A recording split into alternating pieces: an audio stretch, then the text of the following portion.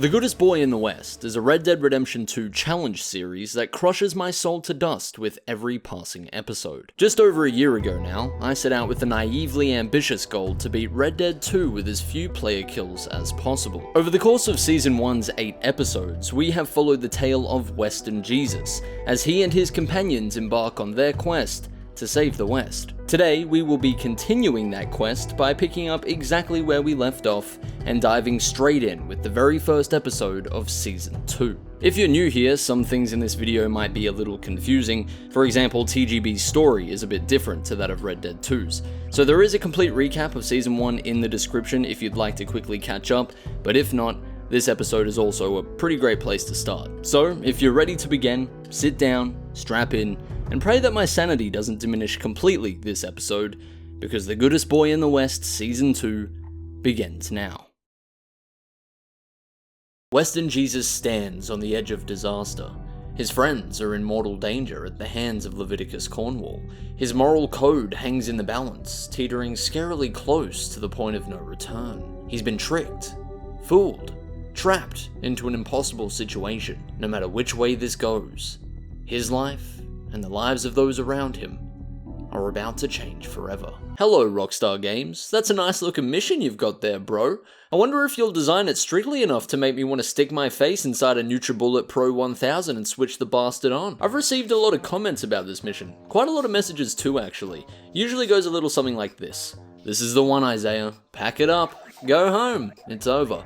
Western Jesus is required to shoot that man right there in between the eyes, and there's not a goddamn fucking thing that you can do about it. And look, you guys know that I really do appreciate the words of support. It's very heartwarming to see that you have absolutely no faith in me whatsoever.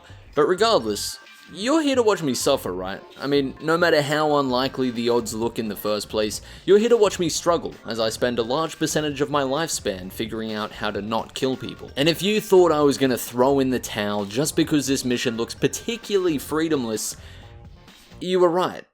Well, for 5 months anyway, but we're back, which means you are no longer right, so allow me to run you through our current situation. I know how this mission goes. I'm pretty sure you know how this mission goes. The standard going of this mission is not at all what Western Jesus is aiming for. As soon as we encounter a mission with such a little freedom on what we can do and how we can complete it, we've got to dive down whatever potential strategy rabbit hole we can. Very quick analysis here, but basically, the mission wants us to shoot that man with this gun, meaning that I'm going to try fucking with each individual element of the mission as much as possible. So I went and dropped every single weapon I could into the weapon locker, including the revolver that you have to use in this mission. However, this genius plan came with a pretty big problem, because in Red Dead 2 you must always have at least one sidearm equipped. I quickly resorted to trying to get rid of this too, and for that I had an idea. So usually if you get into a fight and quickly pull out your gun, enemies will actually knock it out of your hand.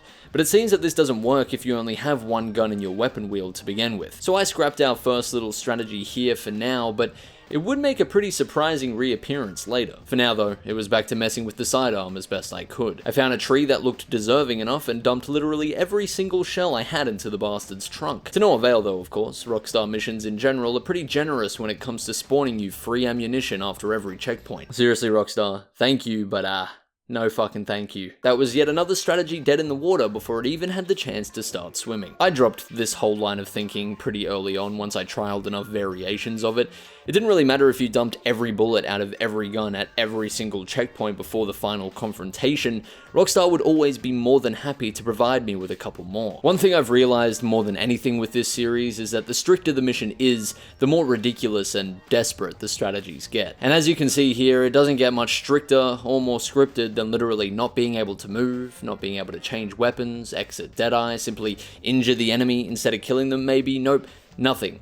You must plant your feet, aim your revolver, and split that man's wig. The fact that you can't even disarm this guy is actually fucking ridiculous to me. Like, he literally drops the knife when you shoot it, but grows one back as if Shank's a native to his DNA. I don't like it. I know I'm just being particularly salty here, but this inability to disarm him before he stabs John feels like the biggest slap in the lips when there's literally an animation of the knife leaving his fucking hand. Recording this episode began hurting my soul pretty early on, if you couldn't tell, but anyway, when that didn't work, things got very desperate, very quickly. I was prepared to do just about anything to avoid this kill. You remember how mind-numbingly dumb some of the strats got in episode 2? Because I sure do. That was amateur dumbness. I literally started trying to get Western Jesus blind, rotten drunk during the mission in hopes that it would mess with the game somehow. No. If I'm honest, I just got kind of bored of boozing. I mean, once in a while, but not all the time.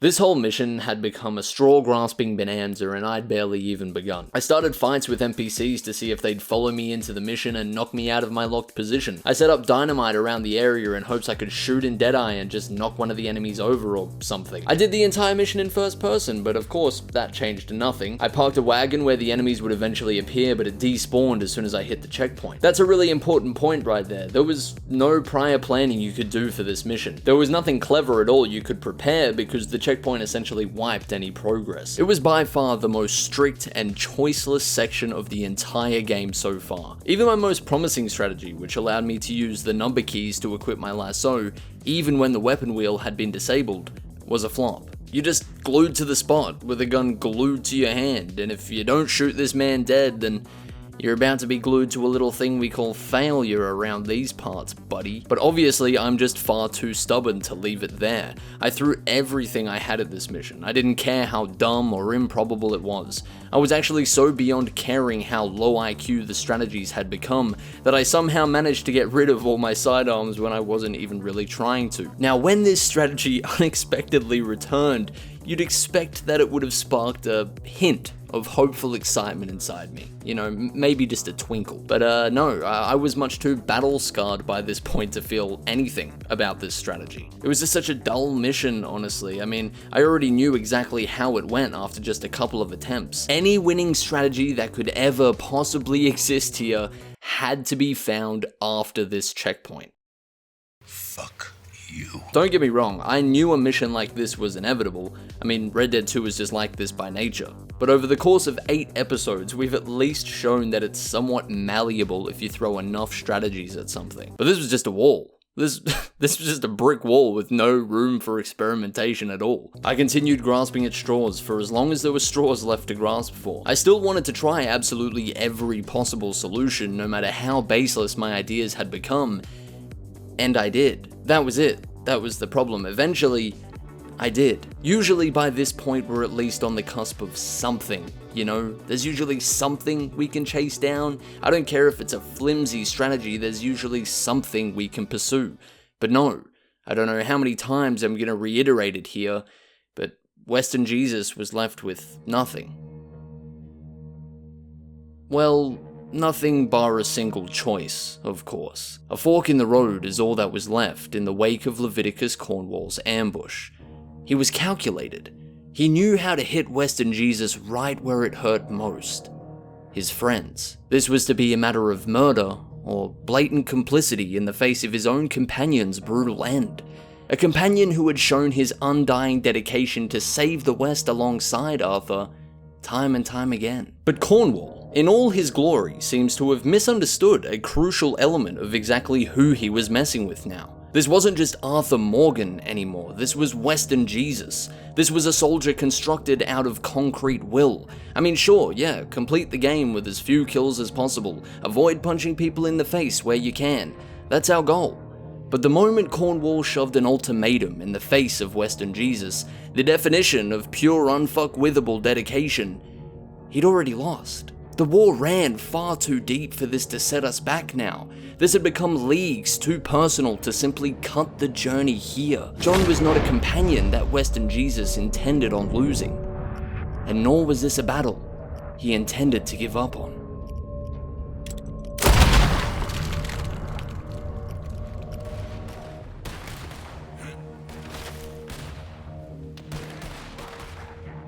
Mourning the very first kill of the series is a difficult step of the journey. But it is still a step, and our boys simply would not allow the West to be further corrupted, no matter the gravity of the obstacle.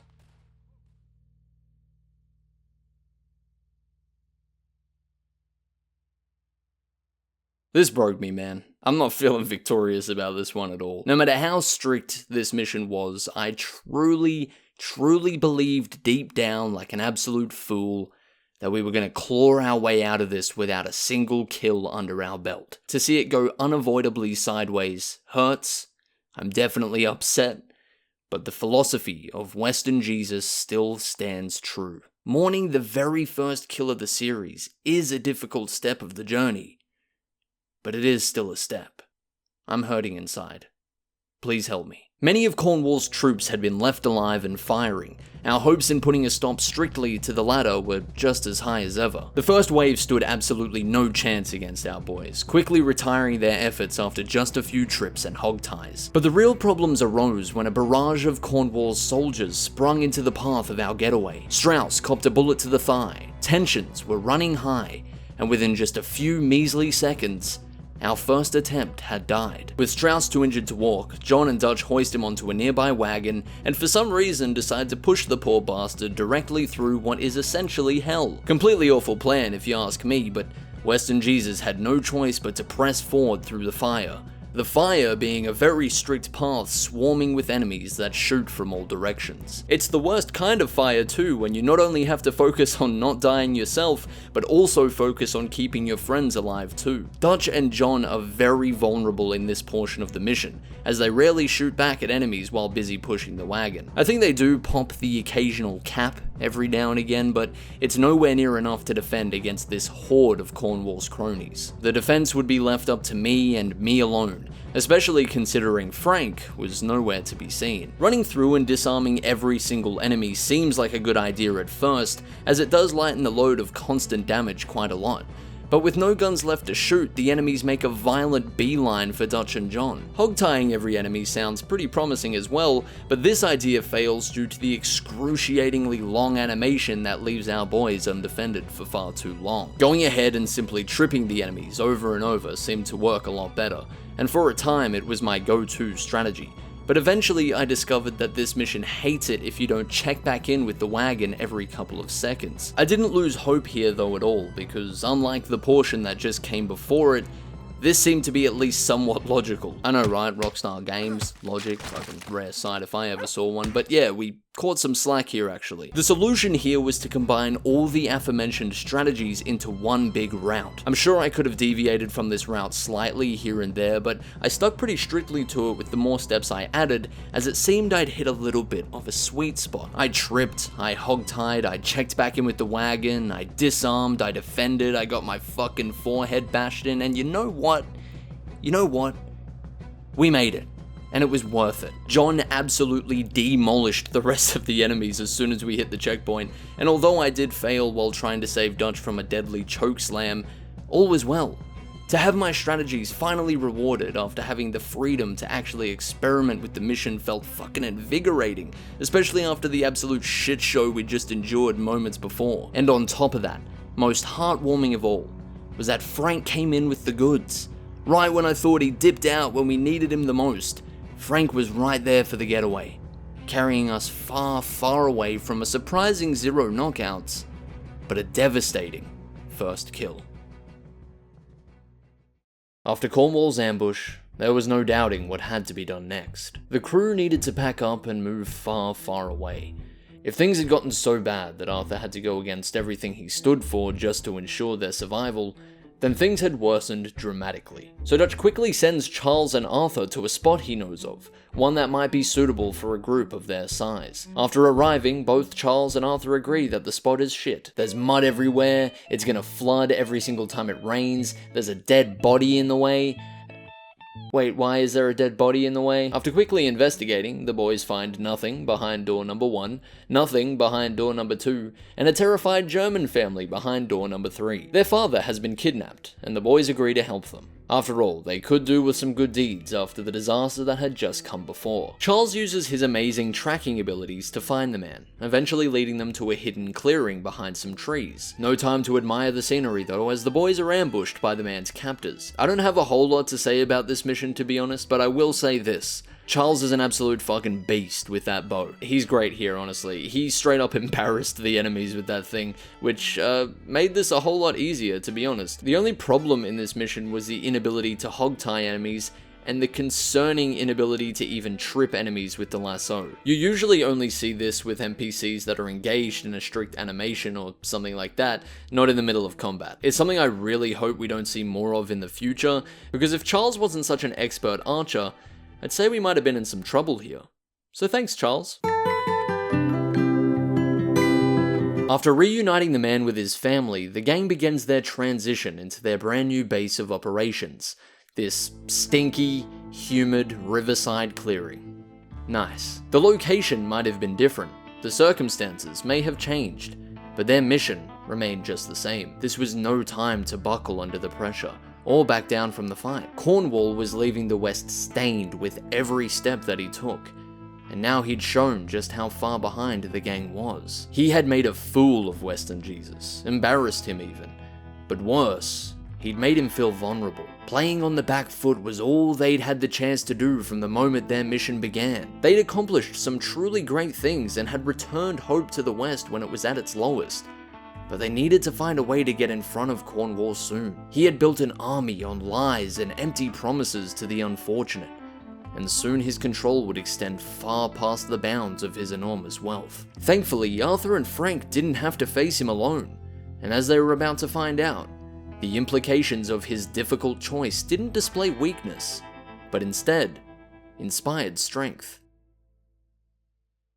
After the murder of her husband, Sadie Adler needed time to heal, but it didn't take long for her to redirect her pain, especially after piecing together exactly who her husband's killers might have been working for. At the same time that Western Jesus would gain a powerful new ally, Cornwall would gain a dangerous new enemy. But everyone knows you can't fight ruthless forces of evil in casual clothing. No, that'd be fucking ridiculous. You gotta get yourself fitted out in some battle drip. It was like when, Harry Potter went out to buy his wand with Hagrid. It was a pretty fucking special moment. I think it is clear that we can expect great things from you.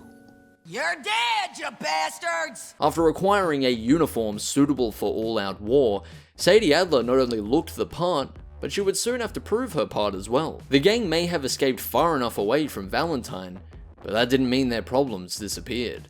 There was no doubt a bounty on their heads by now, with plenty of desperate souls willing to take theirs for a quick buck. How about you pull over right now? Pull over? That's what I said.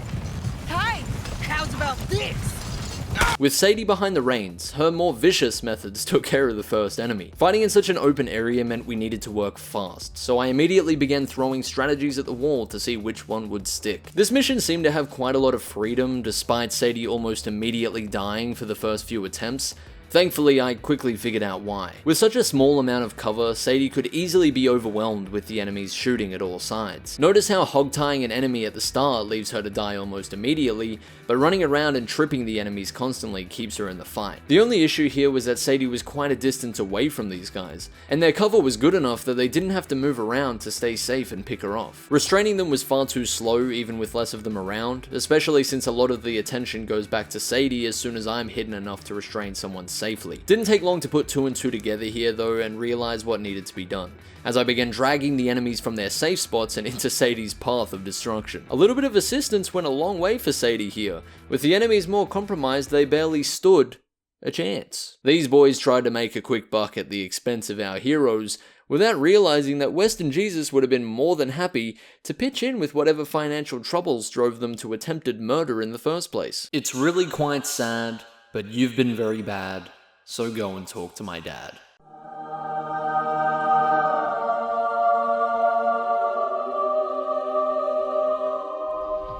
Rock you like a hurricane. With Sadie's unexpected first mission a success, it was time to get down to business. The situation in Valentine only proved that the team had been unprepared for the force Cornwall had to offer, and with tensions finally cooling after their sloppy escape, they planned to fight fire with fire. Cornwall had plenty of riches to offer to the desperate, and enough power to bully who he pleased. It would prove difficult to get in front of this, to warn those of his trap and his vile intentions. But the gang knew it was the right thing to do, and it wouldn't hurt to gain a few allies in the process. By the train line is where they met Sheriff and Deputy, two lawmen named at birth for the role that they would fulfill. In their custody sat none other than Trelawney, in trouble once again for wizarding in public. Rhodes was an old school town that didn't take too kindly to magic, but the boys got along so well with sheriff and deputy that they decided Trelawney would be free to go. The other men in custody decided this for themselves, however, jumping aboard a moving train and embarking on their escape. Weston Jesus and Frank sprung to action, bringing deputy along with them as they went. Let's go after that train! And do not shoot them, you hear me? Okay, now you're talking my language. The mission strongly stated that you are not to kill the criminals, so completing this without kills was pretty much a guarantee. I'd discover quite quickly that it came with its own bundle of problems, however, as it seemed to be knockouts galore. Quickly as the mission instructs you to not kill anybody, it directs you to knock them out. So while that's definitely better, of course, it's still not exactly ideal. I want to get straight to the point here because I spent a very sad amount of time on this mission, and just looking at it is painful at this point. Physically painful. Basically, in this mission, we're up against the three Stooges. We got Stooge number 1, Stooge number 2, and Stooge number 3. There was a fourth Stooge, but he had an unfortunate accident just moments before. Our goal here is to help Sheriff and Deputy return these three Stooges to custody alive. I didn't even consider that Stooge number 1 counted as a knockout until I used photo mode and realized he's completely out cold once you throw him off the train. So that sucked. Stooge number 2 is easily avoided, which is nice. I was trying to tie him up at first, but quickly realized you can just run by him. Stooge number 3 is a heavily scripted pain in my ass, with a seemingly unavoidable fight at the end of the mission. How lovely. This took a while, so I'm going to split it into 3 small parts, with 1 for each Stooge. Stooge number 1's knockout lies within a QuickTime event. By tapping F, I will be released from his clutches and he'll be thrown off the train for the law to collect. Simply waiting this one out and not tapping F is, of course, a death sentence. Despite the fact that Frank could easily outrun this train, the mission doesn't allow us to, meaning we can't just ride ahead of Stooge 1 and avoid this interaction completely. You can't lasso him, you can't shoot his little toe off just to injure him, nothing. Rather than diving off Frank and onto the train, which triggers the unavoidable KO, I began trying to jump Frank off the cliffs and onto the carriage. This was pretty fucking hilarious, honestly, but ultimately ineffective. What the hell are you? With these strategies and other smaller ones tried, I eventually had to accept that this knockout was unavoidable and move on with the next 2. Stooge number 2 was a breeze, as I said before. There was no problem whatsoever with simply hog-tying him, but the decision to run past him came when I began trying to catch Stooge 3. Stooge 3 was an arsehole, to be honest. I mean, not exactly fond of the bloke at all. You can't catch up to him, you can't lasso him before he gets to the final position, and the worst part of all is his scripted fight inside the carriage. Jesus Christ. Here, you can only do one thing, which is beat the shit out of Stooge 3, and under normal circumstances that would have been insanely enjoyable, but here, we're obviously trying to do something a little different. You can't equip your lasso, you can't even pull up your weapon wheel at all, actually. Knocking this guy out is about the only option it gives you. But here's where things get interesting, right? Remember that little strategy I had in the Cornwall confrontation? I didn't mention it too much because it led to nothing, but I thought it was pretty smart. It got us fucking nowhere, but I thought it was pretty smart. Basically, using the number keys on PC allows you to pull out various items from your inventory without having to ever use the weapon wheel. So I could actually equip my lasso, even once I entered the carriage and lost the ability to under normal circumstances. I wanted to give myself a fucking pat on the back after this one, I'm not gonna lie to you. I thought my brain was so abnormally large for thinking this one up. But alas, Rockstar Games is a harsh mistress, because hog-tying Stooge number 3 effectively does nothing. He just lays there. Now, if you two don't mind, I'm going to bed.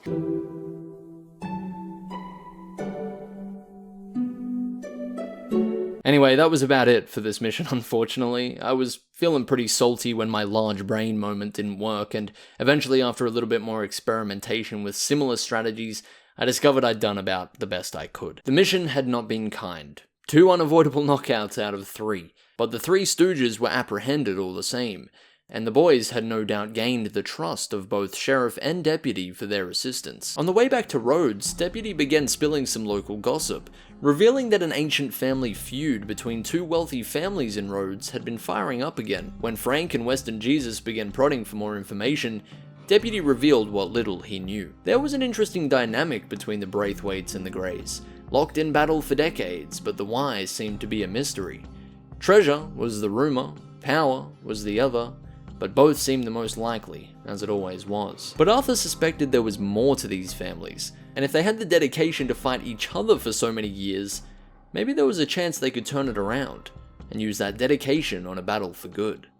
The next day, the boys meet sheriff and deputy in town and agree to continue helping them to keep Rhodes safe, so long as they agree to rally against Cornwall when the time comes. The agreement is met happily, and so Western Jesus, Frank, Dutch, and Bill are made honorary protectors of Rhodes.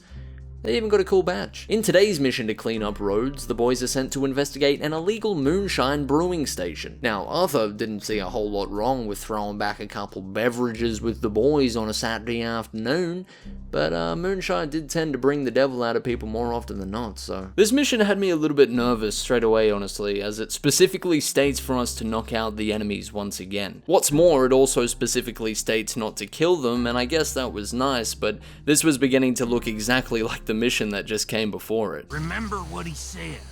We need them alive.